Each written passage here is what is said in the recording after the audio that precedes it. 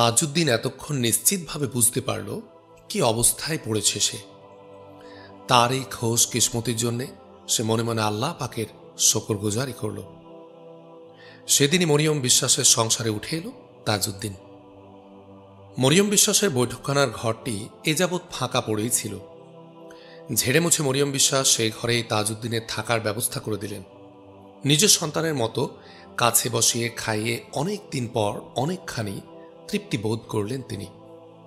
আহারের পর তাজউদ্দিন তার ঘরে এসে লম্বা একটা ঘুম দিল এবং ঘুম থেকে সে একেবারে বিকেল বেলা উঠল। অচেনা জায়গা, অন্য কোথাও না বেরিয়ে সে বাহির আঙ্গিনায় কিছুক্ষণ পায়চারি করল। এরপর আঙ্গিনার এক প্রান্তে হেলে পড়া এক আম গাছের ডালের সাথে হেলান দিয়ে দাঁড়িয়ে সে তার অতীত আর বর্তমানের হিসেব মিলাতে লাগল। তটিনী বিশ্বাস সেদিন সকাল থেকে নিজ মাকানে ছিল না। ওপাড়ার এক আত্মীয়ের মাকানে জরুরি কাজে আটকে ছিল। আত্মীয়ের বাড়ি থেকে সে যখন নিজ বাড়িতে ফিরল তখন আর অল্প বেলা বাকি। ডহর বেয়ে বাড়ির নিচে এসে সে সবিস্ময়ে দেখল এক বলিষ্ঠ নওজোয়ান আঙ্গিনার মাথায় দাঁড়িয়ে। তাজউদ্দিন তার মুখোমুখিই দাঁড়িয়েছিল, কিন্তু সে গভীরভাবে চিন্তামগ্ন ছিল বলে তটিনীর আগমন তার দৃষ্টিগোচর হল না। এই ফাঁকে তটিনী তাকে খুঁটিয়ে খুঁটিয়ে দেখে নিল। সে বুঝল চেহারাখানা দেখার মতোই বটে। এ ধরনের সুপুরুষ একমাত্র তার দাদা রবিন বিশ্বাস ছাড়া জিন্দেগিতে সে আর কোথাও তেমন একটা দেখেনি। বাড়ির উপর উঠতে উঠতে সে ভাবতে লাগল, কে এই নওজোয়ান, কোথা থেকে এলো? সেই সাথে অবাক হয়ে ভাবতে লাগল, এক মুখ দাড়িতেও মানুষের সৌন্দর্য এতটা বৃদ্ধি পায়। আঙ্গিনায় উঠে এলে তটিনীর পদশব্দে চোখ তুলল তাজউদ্দিন। চোখাচোখি হতেই তাজউদ্দিন তার নজর অন্যদিকে ফিরিয়ে নিল। তটিনীও চোখ নামিয়ে দ্রুত পদে গৃহের মধ্যে প্রবেশ করল। গৃহে ঢুকেই তটিনী খোঁজ নিয়ে জানল আগন্তুকটি ক্ষণিকের মেহমান নয়, স্থায়ী বাসিন্দা। মেজ জেঠিমা পোষ্য নিয়েছেন তাকে, সেই বাড়িতেই থাকবে। এ খবরে তটিনী বিশ্বাস নাখোশও হল না, আবার পুরোপুরি খুশি হতেও পারল না। তার স্বাধীনভাবে চলাফেরার পথে এমন একটা সার্বক্ষণিক বিঘ্ন সৃষ্টি হয় সে বরং নাখোশই হল খানিকটা। একটা অস্বস্তি বোধ কাজ করতে লাগল। ভাবতে লাগল, আগন্তুকের লোলুপ দৃষ্টি হয়তো তাকে হামেশায় বিব্রত করতে থাকবে। তার চেহারার সাথে আদব আক্কেলের সামঞ্জস্য না থাকলে তটিনীকে হয়তো আরও অনেক অপ্রীতিকর পরিস্থিতি মোকাবেলা করতে হবে। কিন্তু যে ভয়ে তটিনী বিশ্বাস তটস্থ হয়ে উঠেছিল, কিছুদিন পর সে নিজেই সেই পরিস্থিতির কাঙ্গাল হয়ে পড়ল। বেশ কিছুদিন অতিবাহিত হওয়ার পরও তটিনীর অস্তিত্ব তাজউদ্দিনের গণ্যের মধ্যেই এলো না, বা তা আলাদা কোনো গুরুত্বই তাজউদ্দিনের কাছে পেল না।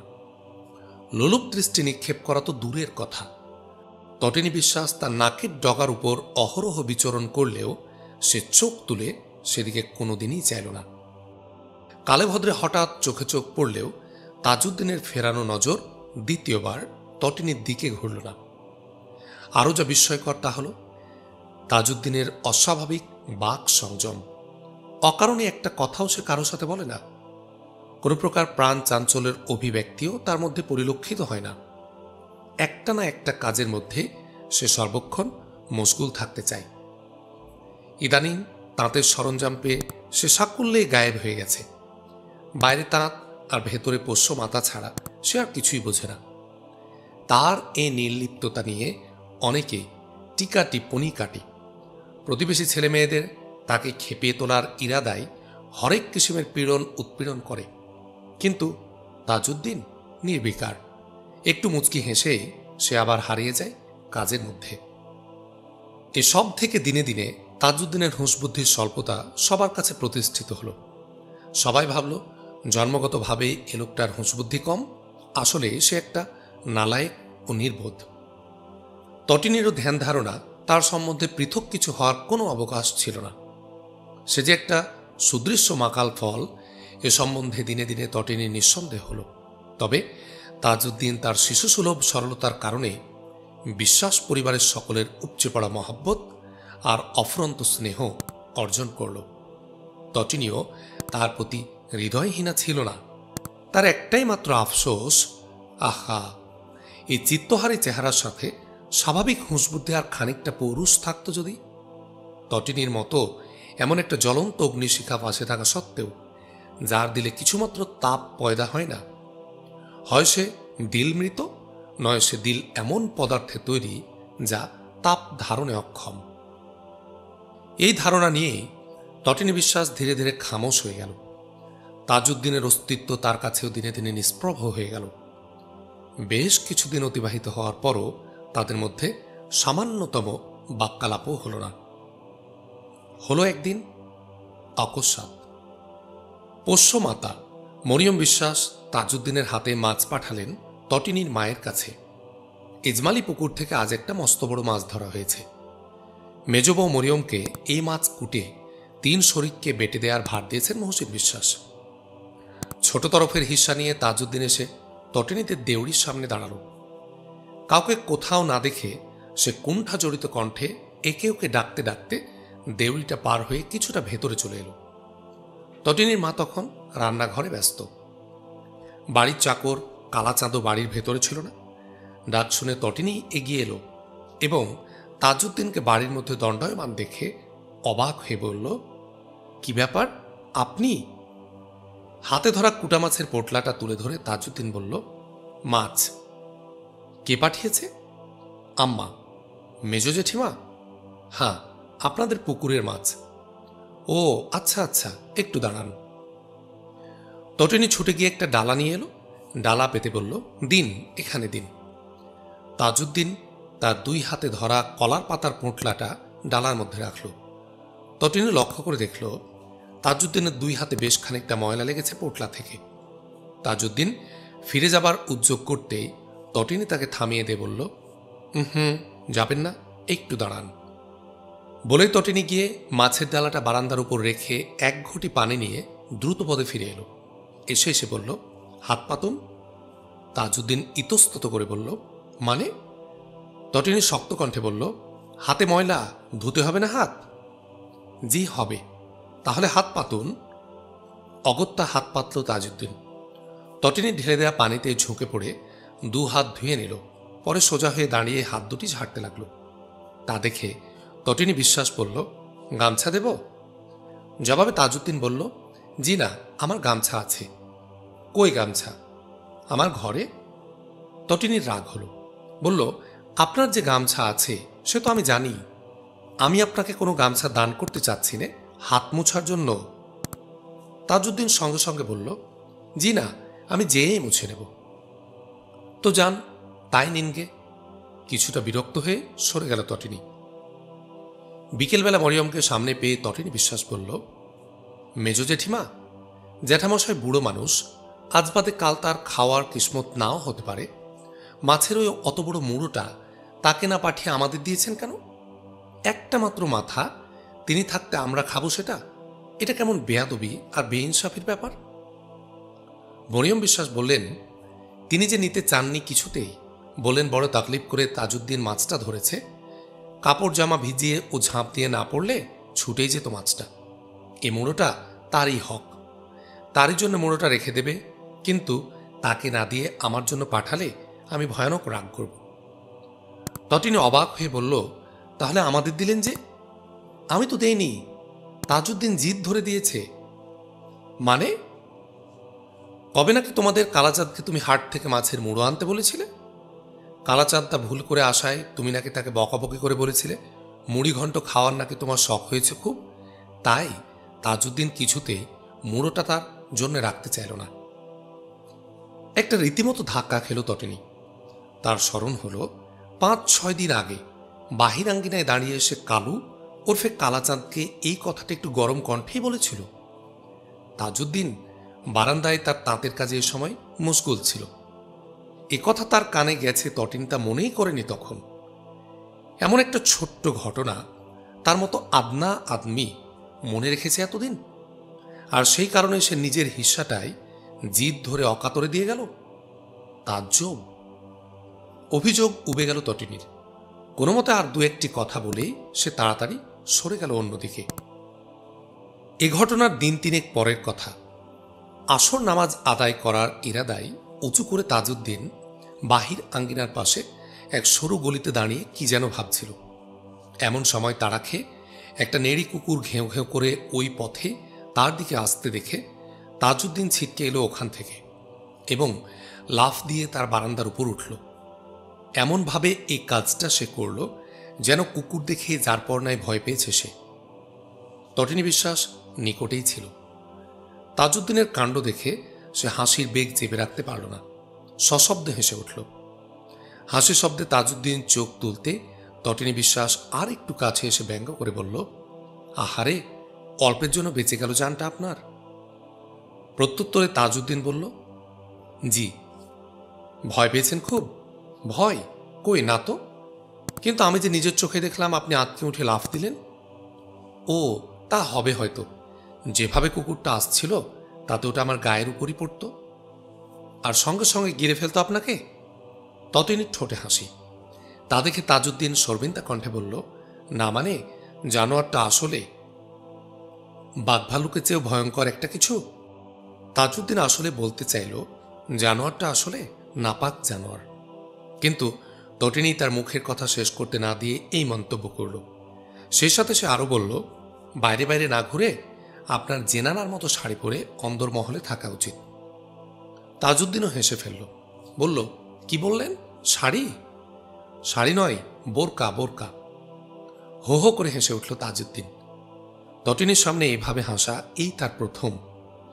এই নির্মল হাসির মধ্যে এক নিষ্পাপ অন্তর তটিনীর নজরে অধিকতর স্পষ্ট হয়ে ধরা পড়ল। হাসতে হাসতে তাজউদ্দিন বলল, কি যে বলেন, আমি কিন্তু সত্যি সত্যিই ভয় পাইনি।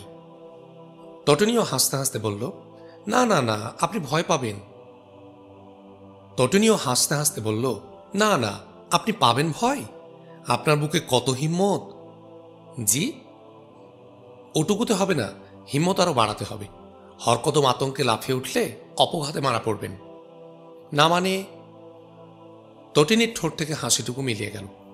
তাজউদ্দিনের কথায় কোনো কর্ণপাত না করে সে অপেক্ষাকৃত গম্ভীর কণ্ঠে পুনরায় বলল, শিশু হলে আমি না হয় সাথে নিয়ে ঘুরে ঘুরে ভয়টা আপনার ভাঙাতাম, কিন্তু আপনি তো আর শিশু নন। এখন নিজের সাহস বাড়াতে হবে নিজেকেই। এত অবলা আর ভীতু হয়ে চললে এ দুনিয়ায় টিকে থাকতে পারবেন না, বুঝেছেন? একটা করুণ দৃষ্টি নিক্ষেপ করে তটিনী বিশ্বাস আস্তে আস্তে গৃহের মধ্যে প্রবেশ করল। তাজউদ্দিন আর কৈফিয়ত দেওয়ার ব্যর্থ চেষ্টা করল না। এর কদিন পরেই তাদের মধ্যে তৃতীয়বার কথা হলো ওই মুসল্লিদের ওপর রাত্রিকালে ফৌজি হামলার ঘটনা নিয়ে। যে লোকটা মুসল্লিদের বাঁচালো সে লোকটা নাকি তাজউদ্দিনের মতোই দেখতে, এই আলাপটা নিয়ে।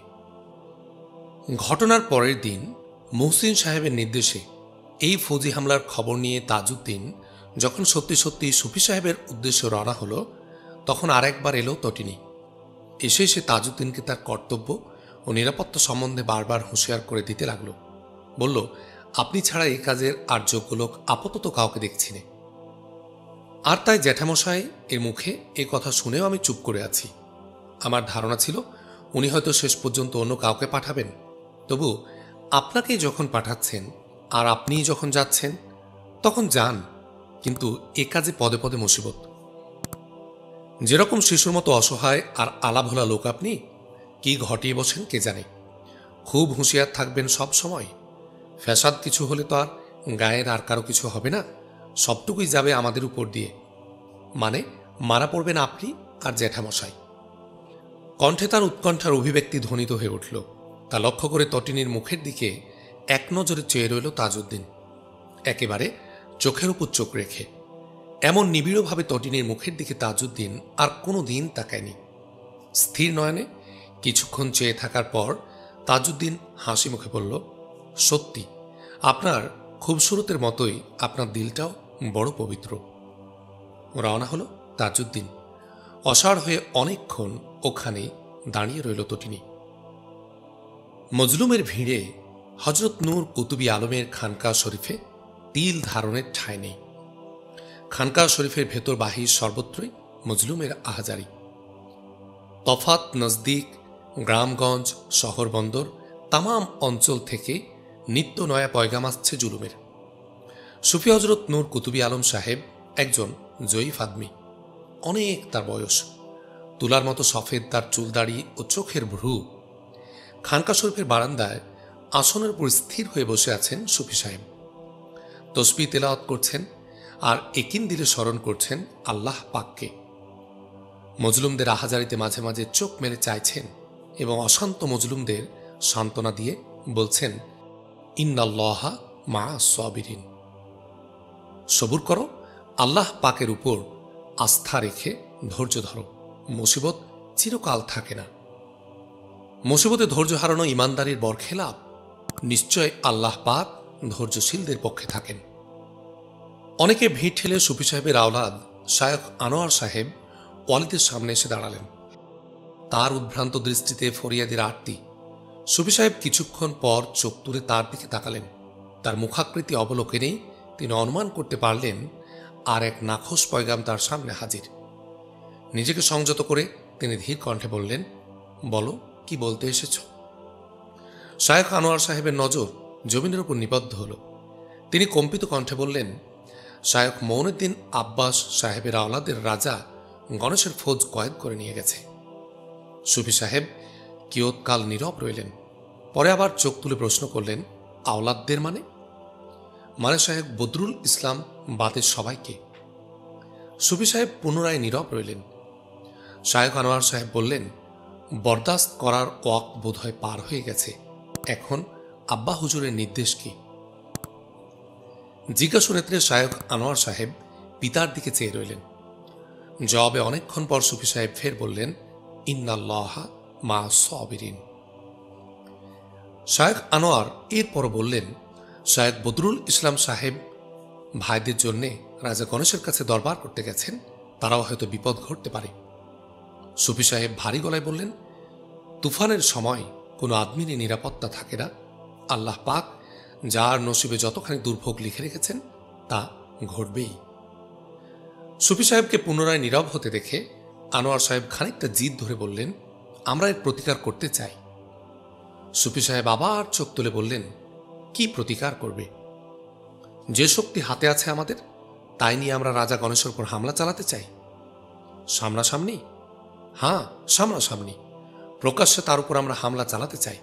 আর চুপ থাকা যায় না, তাতে আরো প্রাণহানিই ঘটবে। শুধু সীমিত শক্তি নিয়ে একটা প্রতিষ্ঠিত হুকুমতের বিরুদ্ধে বেশি সুবিধা করতে পারবে না। কিন্তু তৌহিদ বেগ চৌকস রণবিদ, তাকেই জিজ্ঞেস করে দেখো, এই প্রকাশ্য লড়াইয়ে নামতে সেও রাজি হবে না কিছুতেই। আব্বা হুজুর, সেজন্য ঢের বেশি সামর্থ্যের প্রয়োজন। তাহলে কি আমাদের কিছুই করার নেই? আছে। যেসব জায়গায় নিরীহ লোকদের উপর অতর্কিতে হামলা হচ্ছে, সংবাদ জোগাড় করে নিয়ে সেসব জায়গায় প্রতিরোধ গড়ে তোলো এবং যথাসম্ভব তাদের হেফাজত করো। সুফি সাহেব চোখ বুঝে তসবিহ তেলাওয়াতে মনোনিবেশ করলেন। শায়খ আনোয়ার সাহেব বুঝলেন তার বুজুর্গান ওয়ালেদ আর বাক্যালাপে আগ্রহী নন। তার যা বলার তা শেষ করেছেন তিনি। অগত্যা আনোয়ার সাহেব আস্তে আস্তে সরে এলেন। খানিক পরেই তাজউদ্দিন সামনে এসে দাঁড়াল। সুফি সাহেবকে জিকিররত দেখে সে বারান্দার নিচে একটু দূরে নীরবে দাঁড়িয়ে রইল। কতজন কত কথা বলতে এসে সুফি সাহেবকে ধ্যানমগ্ন দেখে সবাই আবার ফিরে গেল একে একে। কিন্তু তাজউদ্দিন ওই একইভাবে দাঁড়িয়ে রইল ওখানে।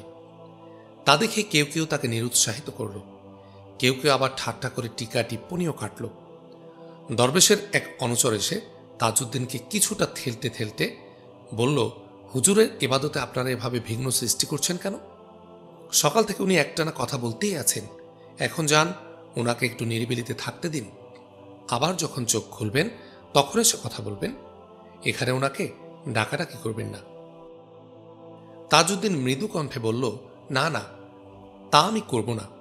অনেক দূর থেকে এসেছি, অন্যত্র যাব আর কোথায়, এখানেই থাকি। উনি নিজে যখন কথা বলার বকা দেবেন তখনই কথা বলবো। অনুচরটি বলল, নাছোড় বান্দারে বাবা, তো থাকেন, দেখেন কখন মৌকা পান। খানিকটা নাখোশ দিলে অনুচরটি চলে গেল। কিন্তু সুফি সাহেব তাকে মৌকা দিলেন তখনই। ইবাদতের ফাঁকে তিনি চোখ মেলতেই তার চোখ পড়ল তাজউদ্দিনের ওপর। তিনি তসবিহ রেখে তৎক্ষণাৎ হাত নেড়ে তাজউদ্দিনকে আরো খানিক কাছে ডেকে বললেন, তোমার নাম তো হলো। তাজিমের সাথে সুফি সাহেবকে সালাম করে তাজউদ্দিন তার কথার খেয়ে ধরেই বলল, তাজউদ্দিন। সুফি সাহেব খেয়ে পেয়ে সঙ্গে সঙ্গে বললেন, হ্যাঁ হ্যাঁ, তাজউদ্দিন তাজউদ্দিন। তা হামলা হয়েছে তোমার ওখানে? জবাবে তাজউদ্দিন বলল, জি হ্যাঁ, কিন্তু আপনি? আমি অনুমান করতে পারছি, কিন্তু তুমি সেজন্যে? জি না, আমি শুধু পয়গামটা পৌঁছে দিতে এসেছি। গ্রামবাসীরা সবাই চায় এটা হুজুর পাকের নজরে থাক। ভালো, ওদের হটিয়ে দিতে খুবই বেগ পেতে হয়েছে তোমাদের? জি না, মুসল্লিরা সংখ্যায় অনেক ছিলেন, বহুত খুব। সবাইকে সজাগ থেকে চলাফেরা করতে বলবে? জি আচ্ছা। সবাইকে বলবে মুসিবতের সময় অসহায় ইনসানের পাশে দাঁড়ানো সবের কাজ। হুজুর, ইত্তেফাকের কৌয়ত ছাড়া তুফানের সময় জুদা হয়ে টিকে থাকা সম্ভব নয়, এই জ্ঞানটা সবার মধ্যে ছড়িয়ে দাও। তা তো হলো হুজুর, কিন্তু বলো। বুজুর্গান ব্যক্তিদের উপরই যে এখন হুমকির আলামত বেশি দেখতে পাচ্ছি। শায়েখ মঈনুদ্দিন আব্বাস সাহেবের আওলাদদের কথা বলছো? জি, শায়েখ বদরুল ইসলাম সাহেবও শুনছি ভাইদের তালাশে গেছেন। এছাড়া আরো অনেক ওলামায়ে কেরামের ওপরও হামেশাই হামলা হচ্ছে। হুজুর কোনো নিরাপত্তার ব্যবস্থায় খানকা শরীফে রাখেননি। ভাবছি কখন যে সব হামলার জের এই খানকা শরীফ পৌঁছে। হাত তুলে সুফি সাহেব তাজউদ্দিনকে থামিয়ে দিলেন, বললেন, আমাদের কথা ছেড়ে দাও। আমাদের নিয়ে যা খুশি ওই আলিমুল গায়েব করবেন, ও নিয়ে তোমরা কোনো শোধ করতে যাবে না। এখন তোমাদের সবচেয়ে বড় কর্তব্য হলো গ্রামগঞ্জের অসহায় মজলুমদের হেফাজত করা। হুজুর, রাজার ফৌজের গতিবিধির খবর সংগ্রহ করার কাজও এখন জোরদার করা দরকার। কখন কোন অঞ্চলে যাই অবশ্য তোমাকে এসব বলা। হুজুর যা বিবেচনা করেন। আর কিছু বলবে তুমি? জি না, আমার আশ্রয়দাতা মুহসিন বিশ্বাস সাহেবের নির্দেশ তো আর ফেলতে পারি না আমি, তাই ওই পয়গামটা পেশ করতেই এসেছিলাম। ভালো, কোনো তাকলিফ নয় তোমার কাছে, এই তো চাই। স্মিত হাসি হেসে আবার চোখ বুঝলেন সুফি সাহেব। তসবিহ তেলাওয়াতের মধ্যে আস্তে আস্তে আবার তিনি তলিয়ে গেলেন।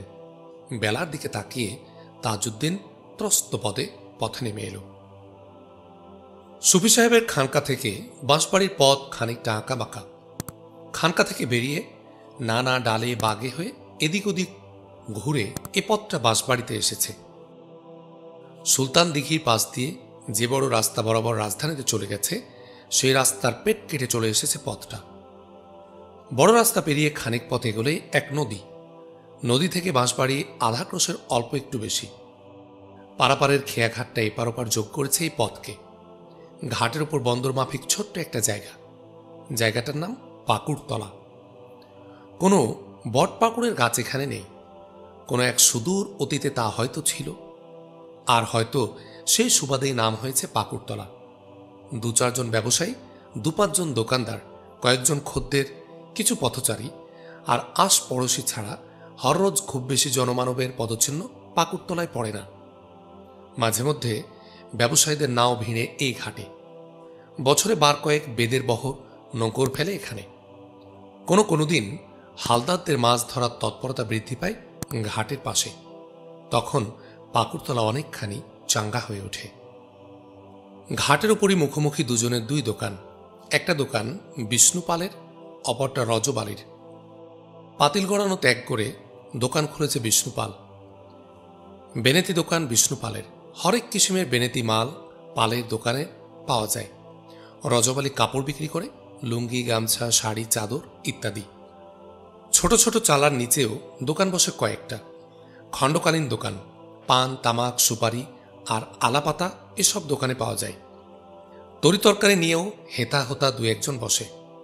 শাখা, চুড়ি, আলতা, সিঁদুর নিয়ে অনেক সময় ফেরিয়ালরা এসে ঘাটের উপর দোকান খোলে। রজবালির ঘরের পাশে মহাজনদের এক আড়ত ঘর। ঘাট দিয়ে মাল চলাচলকালে এ আড়ত ঘরে কয়েকদিন অপেক্ষা করে মালগুলো। এ ঘরেও কয়েকজন লোক বসবাস করে। বিষ্ণুপালের দোকানের পাশে কয়েক ঘর কলুর বাস। ক্যাকড় ক্যাকড় করে ঘানি ঘোরে সারা রাত। সেদিন শেষ প্রহরে ভিড় ছিল না ক্রেতাদের, ভিড় ছিল না অন্য কোনো লোকেরও। বসে বসে হাই তুলে গান ধরল বিষ্ণুপাল। বিষ্ণুপাল রসিক মানুষ, কণ্ঠ বেশ সুরেলা। পূজা পার্বণ বারোয়ারিতে একাই সে মাতিয়ে রাখে আসর। গুনগুন করে গাইতে গাইতে গলা ছেড়ে গিয়ে উঠল বিষ্ণুপাল। এত খবর করি হরি, তবু খবর মেলে না, ও ভোলা মন রে। তা শুনে রজবালি হাসতে হাসতে বলল, কি হলো দাদা, কিসের খবর করছো এত? গান থামিয়ে বিষ্ণুপাল বলল, হ্যাঁ, আমায় কিছু বললে? বৌদি কি বাপের বাড়ি থেকে আসেনি? বাপের বাড়ি? বাপের বাড়ি গেলই বা কখন, আর আসবেই বা কেন? তাহলে এত খবর খবর করছো কেন? কার? অন্য কাউকে মনে ধরেছে বুঝি? হো হো করে হেসে উঠল বিষ্ণুপাল। বলল, আরে মিয়া ভাই, তা ধরলেই কি আর উপায় আছে? দরওয়াজা বন্ধ। মানে? মানে বিষ্ণুনে পাথরের মতো ঘাড়ে চেপে আছে, সে কি আর অন্য কাউকে ঢুকতে দেবে? দেবে না? না, বিলকুল না, জান গেলেও না। আর শুধু ঢুকতে দেয়া মানে এমন খোশ পয়গাম তার কানে গেলেও গর্দান থাকবে আমার, মটকা দেবে না মটমট করে? বলো কি দাদা, ইয়াসা মাফিক বৌদি আমাদের। তো আর বলছি কি, পেতনি পেতনি, একদম শেওড়া গাছের পেতনি। আর ইয়াব বড় ভাটার মতো চোখ দুটো হরদম আমার পেছনে বনবন করে ঘুরছে। পান থেকে চুন খসতে দেখলেই ব্যাস, জিন্দেগি খতম। বলো কি? কি কুলক্ষণে যে ঘরে তুলেছি তাকে। রজবালি কৌতুক করে বলল, কি দাদা, কথাটা কি দেব একবার বৌদির কানে? কপট ভয়ের ভাব করে বিষ্ণুপাল জোর হাতে বলল, দোহাই ভাই সাহেব, মাথায় দুঘা লাঠি মারো, অভি আচ্ছা, কিন্তু দয়া করে এ দুশ্মনীটা করো না। এবার রজবালিও আওয়াজ দিয়ে হেসে উঠল। বলল, তা যাই বলো দাদা, বৌদি আমাদের সত্যি খুব বড় ভাগ্যবতী। খোদ ভগবান তার ভাগ্যটা নিজ হাতে গড়েছেন। কেন কেন? এমন বৌভিতু বর কয়টা মেয়ের নসিবে জোটে? বৌভিতু? একদম ভেড়া মার্কা। বউয়ের ভয়ে এমন ভ্যাঁ ভ্যাঁ করা বর 7 জনম তপস্যা করেও কোনো মেয়ে পায় না। বটে, ঠাট্টা হচ্ছে? না দাদা, ঠাট্টা করব কেন, যা সত্যি তাই বলছি। আমি আবার বরাবরই সত্য বলতে খুব ভালোবাসি কিনা। বিষ্ণুপাল তেতে উঠল। বলল, ওরে আমার সত্যপীরের পোলারে, নিজে যে কেমন বীর বাহাদুর তা বুঝি আর জানি নে। কিরকম? কাপুরুষ, কাপুরুষ, একদম প্রথম শ্রেণীর কাপুরুষ। কে, আমি? জি হ্যাঁ, সমীর খার ওই বিধবা মেয়েটাকে নিকা করার যারা পরিমাণ খায়েশ প্রকাশ করার ঠেলাটা কি খেয়েছ, তা ভুলে গেছ এত শিগগির? ঘরে ঢুকতে না পেরে 1 খান নয় 2 খান নয় 7 খান রাত যে বৈঠকখানায় ল্যাজ গুটিয়ে কাটালে, সে খবর কি জানে না কেউ? রজবালি কাবু হয়ে বলল, না তা মানে কি? মানেটা কি? মানে আমি কাপুরুষ নই যে সত্যিটা সত্যি বলতে ভয় পাবো। তার মানে ঘরে ঢুকতে পারোনি? হ্যাঁ, তা পারিনি। কেন ঢুকতে পারোনি? দুয়ার খুলে দেয়নি যে। দরজা ভেঙে ঢুকবে? ওরে বাপরে, তাহলে আর রক্ষে ছিল দাদা? যে দজ্জালের দজ্জাল, বাড়িটাই ছাড়তে হতো তাহলে। কেন, খুব নাকি বীর বাহাদুর, বউকে মোটেও ডরাও না? ডরাই না আমি ঠিকই দাদা, তবে ওই দ্বিতীয় পক্ষের খায়েসটা দিলের ভেতর উকি দিলে দিলটা কেমন একটু কমজোর হয়ে যায়। ঠিক তাই, বুকের মধ্যে ধড়াধস আওয়াজ হয়, তাই হয়। বাড়ির ভেতরে ঢুকতে গেলে ঠ্যাংটা একটু কাঁপে। হো হো করে হেসে উঠল রজবালি। বলল, তুমি শালা একদম সব জানতা দাদা, বিলকুল ধরে ফেলেছ। বাঁশের তৈরি মাচার উপর বসেছিল বিষ্ণুপাল। সেই মাচাতে সজোরে এক চাটি মেরে বিষ্ণুপাল বলল, সাব্বাস, তাহলে আর খামোখা ফোড়ন কাটছ কেন বাপধন? রজবালি হাসি মুখে আমতা আমতা করে বলল, না মানে ও একটা কথার কথা দাদা। বিষ্ণুপাল বলল, আরে ভাই সাব, সব বানরের মুখ ওই একই রকম পোড়া। একমাত্র পাষাণ্ডরা ছাড়া বিশ্বের তামাম বীর পুরুষরাই বাইরে বীর, ঘরে ভেড়া। দাদা, অতএব খিস্তিপনা ছাড়ো, আখেরাতে মন দাও। বলেই বিষ্ণুপাল ফের সশব্দে গেয়ে উঠল, ও ভোলা মন রে।